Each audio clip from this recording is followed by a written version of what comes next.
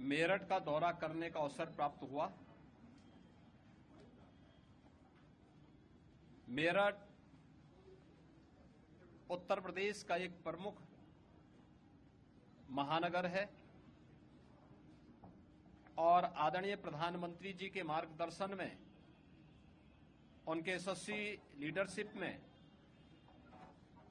मेरठ ने देश की बेहतरीन कनेक्टिविटी को पिछले 10 वर्षों में प्राप्त किया है। देश की पहली रैपिड रेल दिल्ली मेरठ के बीच प्रारंभ हो चुकी है। 12 लेन का एक्सप्रेसवे की बेहतरीन कनेक्टिविटी मेरठ के लिए पहले ही प्रारंभ हो चुकी है। मेरठ से लखनऊ और प्रयागराज के लिए गंगा एक्सप्रेसवे का निर्माण अंतिम चरणों में चल रहा है और इस बार बजट में हम लोगों ने मेरठ से हरिद्वार के बीच गंगा एक्सप्रेसवे को एक्सटेंड करने का भी निर्णय लिया है। प्रदेश का पहला स्पोर्ट्स यूनिवर्सिटी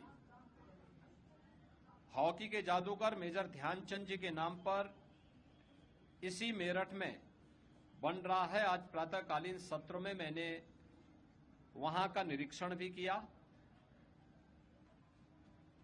मेरठ में बनने वाला ये स्पोर्ट्स यूनिवर्सिटी खेलकूद की गतिविधियों की दृष्टि से मेरठ को, पश्चिमी उत्तर प्रदेश को और उत्तर प्रदेश को आगे बढ़ाने में एक बड़ी भूमिका का निर्वहन करने वाला है।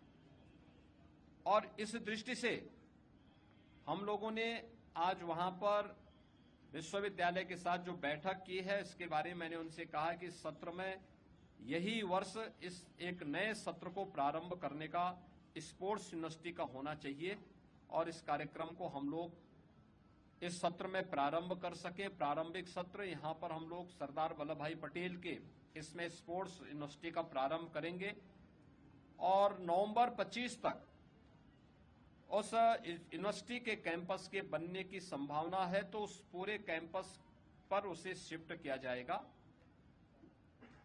यहां पर मेरठ के अंदर बहुत सारे अन्य नए कार्यक्रमों को हम लोगों ने आगे बढ़ाया है।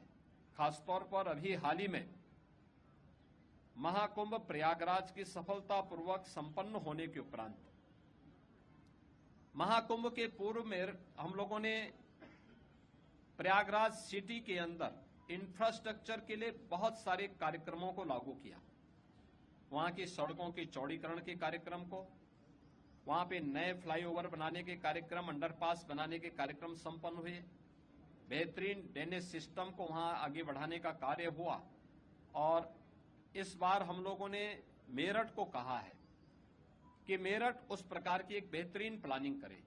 इनर रिंग रोड की समस्या हो, यहां के अन्य ट्रैफिक जाम की समस्या हो, वेंडिंग जोन बना करके स्ट्रीट वेंडर को व्यवस्थित पुनर्वास करने की हो, या सिटी के सीवर, ड्रेनेज और सॉलिड वेस्ट मैनेजमेंट की समस्या का समाधान, इन सभी के लिए हम लोगों ने यहां पर आज जनप्रतिनिधियों के प्रस्ताव पर मैंने लोकल प्रशासन से कहा है कि सभी संबंधित विभागों के साथ मिलकर के इसका प्रस्ताव तत्काल शासन को उपलब्ध करवाएं, जिससे इस पर आगे कार्रवाई की जा सके।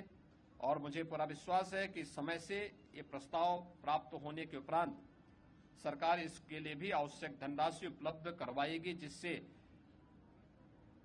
मेरठ सिटी को अत्याधुनिक सुविधाओं और इंफ्रास्ट्रक्चर से युक्त करते हुए हम लोग इसे और अच्छी सुविधाओं से युक्त करते हुए आगे बढ़ा करके यहां के नागरिकों को बेहतरीन सुविधाएं उपलब्ध करा पाएंगे। आज इसीलिए मैं मेरठ में आया था। यहां पर हम लोगों ने युवा उद्यमियों के लिए भी एक नई स्कीम को जो लागू किया है, सीएम युवा उद्यमी स्कीम। मेरठ और सहारनपुर कमिश्नरी के 1070 युवा उद्यमियों को आज ऋण वितरण के एक बड़े कार्यक्रम को आगे बढ़ाया है। ये स्कीम अब तक बहुत लोकप्रिय स्कीम हुई है। हमें इस सत्र में 31 मार्च तक 1 लाख लोगों को चयन करना था और अभी तक 2,67,000 से अधिक आवेदन हमारे पास आ चुके हैं। 1 लाख से अधिक के लोन को स्क्रीनिंग करते हुए बैंकों को भेजा जा चुका है, जिसमें बैंकर्स ने अब तक 25,000 से अधिक का लोन भी स्वीकृत कर लिया है।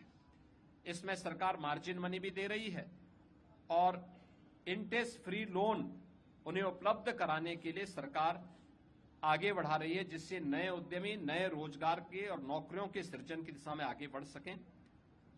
ये स्कीम यहाँ के युवाओं में इसके प्रति काफी जागरूकता थी। मुझे पूरा विश्वास है कि इसका लाभ यहाँ के उद्यमी लेंगे और इसीलिए होली के पूर्व इसकी उपहार देने के लिए ही आज मैं यहाँ पर आया था। मुझे अच्छा लगा, जनप्रतिनिधियों ने विकास कार्यों में भी रुचि ली है और साथ साथ भावी योजनाओं के प्रति भी रुचि दिखाई है। धन्यवाद। न्यूज नेशन अब व्हाट्सएप पर खबरों के ताजा अपडेट के लिए न्यूज नेशन के इस QR कोड को स्कैन करें।